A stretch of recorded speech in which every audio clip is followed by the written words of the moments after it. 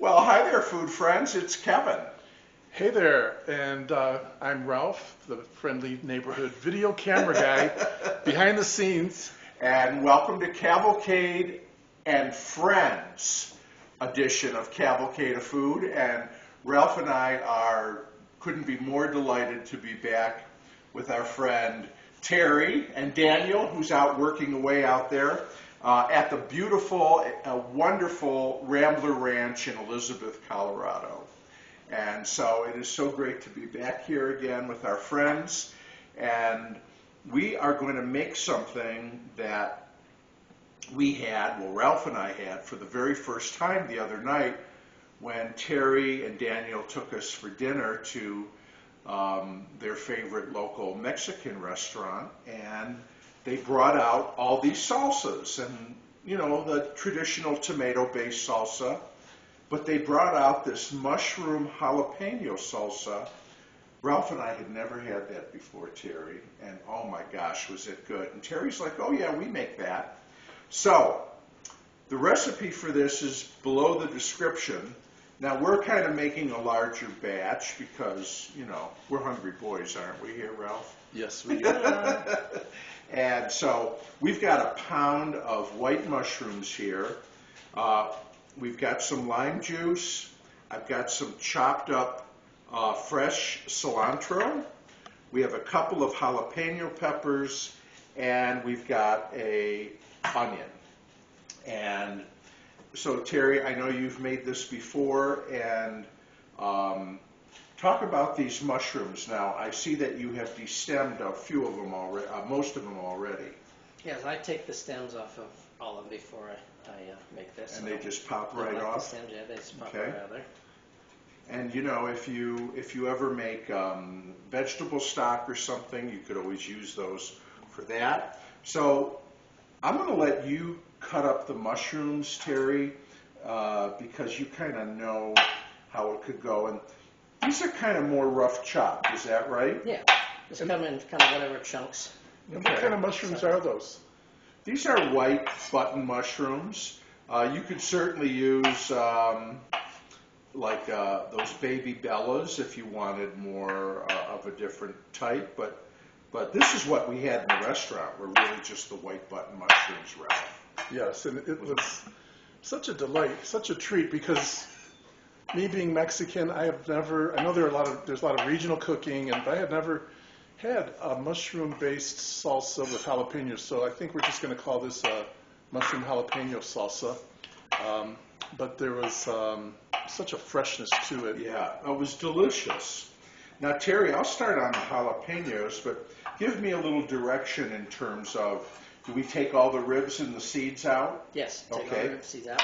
Unless you want it really hot, then you leave that in. Okay, and that, Ralph, you taught me that with your salsa, that if you want it spicier, you leave the ribs and seeds in. In fact, I find jalapenos very unpredictable. Sometimes you don't know if they're really hot or not, and so I save the seeds in case I need to spice it up. Do you do that too, Terry? Yep. Yep. So we've got two these are fairly good-sized jalapenos too. They also vary in size. So I'm just going to cut out the ribs and the seeds here. And if I remember in the restaurant, Terry, the jalapeno was chopped really on the fine side. Yes. Okay. Yeah, just little tiny cubes of it. Okay, so that's what I'm going to do. And then we will get to the onion. So, anyways, we have been having a blast here. There are no greater hosts than Terry and Daniel, and we have been having so much fun here at the Rambler Ranch. And of course, Terry and I are really kindred spirits in terms of our, what would we call it, Ralph? I don't want to say obsession. A lust for collecting. Yes, for me, Ralph. and especially appliances. And Terry, for those of you who are regular watchers, we were here last year, and we uploaded a number of videos from the ranch, and you can check those out and really get a look at the amazing collection of not just Nash and American Motors cars, but of Terry's appliance collection as well. So all right, we're going to keep on chopping, and then we're going to come back when we kind of got everything where we want it to be. Now let's talk about the onion real quick though before we go. This is a pretty fine dice also on the onion, Yes. right? Okay. We're back live from, well, live so to speak, from the Rambler Ranch in Colorado. In Elizabeth, Colorado, to be exact, and our friend Terry has got the mushrooms chopped. Yeah, they're beautifully. He's also here. got the Rambler Ranch t-shirt. If you want to go to the website, it's ramblerranch.com. Rambler Ranch. And actually, you can kind of take a virtual tour of the ranch at your website, which I think is really cool. Except they took that down. Oh, they did. Okay, so you can't do that. All right. Not right now. That's fine. But you know what? That's fine, because I'll tell you, the virtual tour did not do it justice. Yeah. You need to come and see the ranch in person. So Give our friends a quick, brief history of the ranch and how you two yeah, got connected. Well, Terry, why don't you tell us what the ranch actually is? Well, I'm the only Nash Rambler AMC museum in the world. I have almost the entire history of the company here.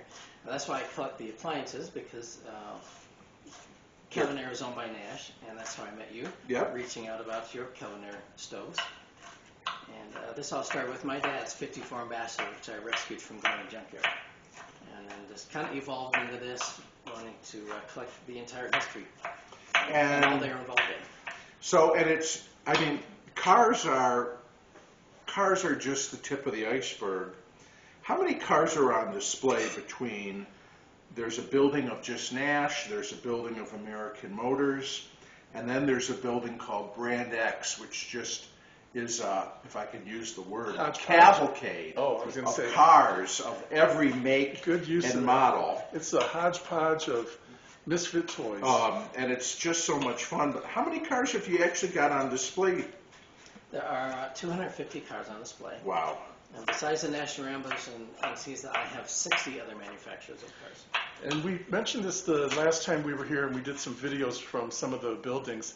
But as Kevin said, it doesn't do it justice, but it is a magical place, and I mean that sincerely, because it's not only buildings filled with appliances and cars, but the whole area around. It's like hilly, and there's so many different artifacts around. When you're walking, you feel like a kid in a candy land.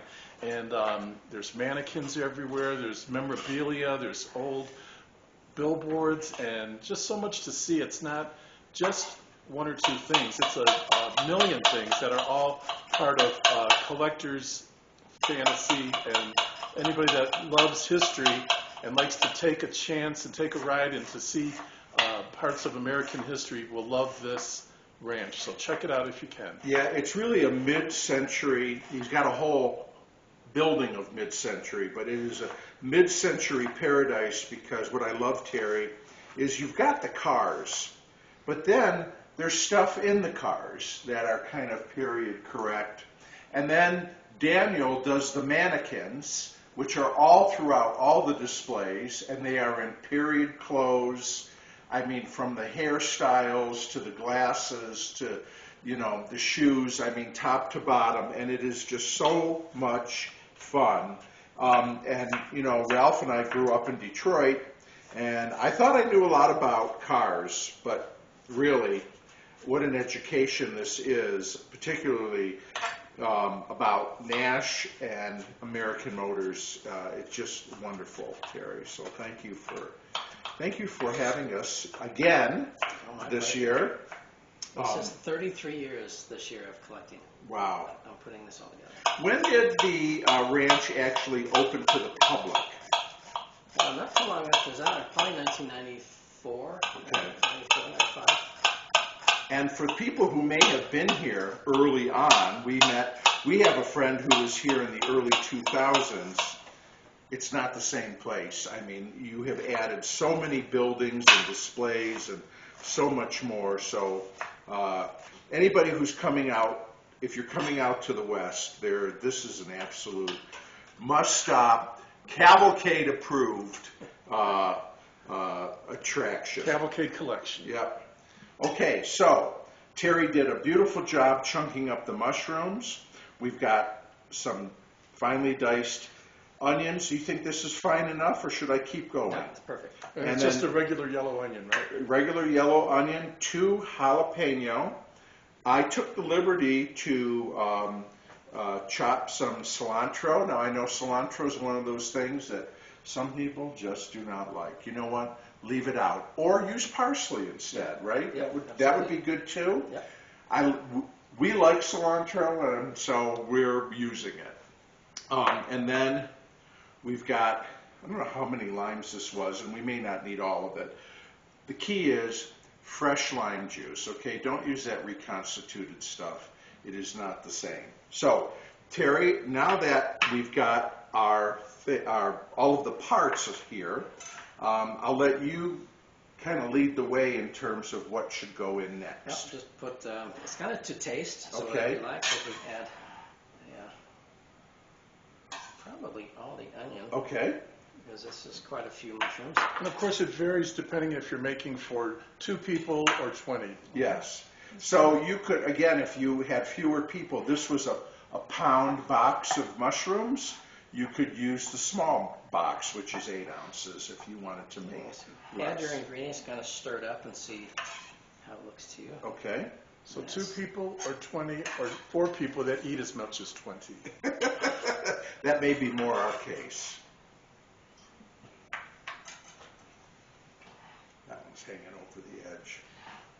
So I did try to, if any of our viewers know anything about this salsa, let us know, because I did try to do a little research. I couldn't find much to say if there's any specific region that has this salsa as part of their culture, but maybe you know more and you can let us know definitively. We kind of suspect at the restaurant we went to, maybe either they made it up themselves Yeah. or they're from a Could region be of a Mexico. family recipe. Could be a family recipe. So that's one of the fun things about cooking in general, but a lot of Mexican cooking. People get creative and do fun things that you don't always see when you go to a lot of restaurants, especially if they're chain restaurants. They don't kind of diverge from their regular. Look how beautiful this is, Ralph.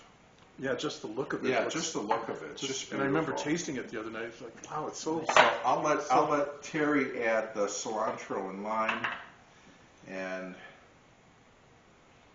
again, you could substitute with parsley if you wanted to, but we love cilantro, so yeah, and it is just a beyond beautiful day here in Elizabeth, Colorado today. I was out early this morning, just walking the grounds here at the ranch, and it's just beautiful. And Terry recreated an old Sinclair gas station. Remember Sinclair gas? We don't have Sinclair in Michigan anymore. We did when Ralph and I were kids.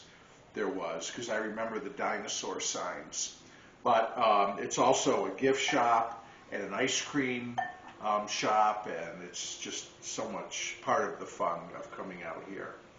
So, okay, so mushrooms, jalapeno, onion, cilantro is in. The last thing, I guess, is the lime juice. There's probably 5 limes we did. Okay. I like a lot of lime, so I'm going to add it all. Put it all in. Okay, the juice of 5 limes. And that gives it a nice little acidity and brightness. I think you got that cilantro just right in there, Terry. That looks beautiful. Yeah, just It's good enough to eat. absolutely. This All is such a treat. Okay, we're gonna clear the deck here for a minute, and then we're gonna come back and get down to business and give it a taste. Yes. So here we are. We've got some tortilla chips. Terry, you mentioned this would be fun if you had like a Lazy Susan or something, and you could have chips in a variety of salsas. So you could have a regular like red salsa, tomato-based salsa. You could have like a verde. verde with the tomatillos, and then you could have something like this. How fun would that be? A queso. Okay, queso. Good, Ralph. All right. Well, I guess you need a heartier chip. you need a hearty chip. For this kind of salsa. Hope it's as good as the restaurants. Maybe better, because it's got a lot of nice lime flavor. Now, I'm getting those jalapenos. I think were on the mild side. You're not getting too much heat? Although you can take more heat than the average Ralph. That's Very good. mild. Is it? Okay. Very good. Ralph, Yes. everybody always says, does Ralph get to try?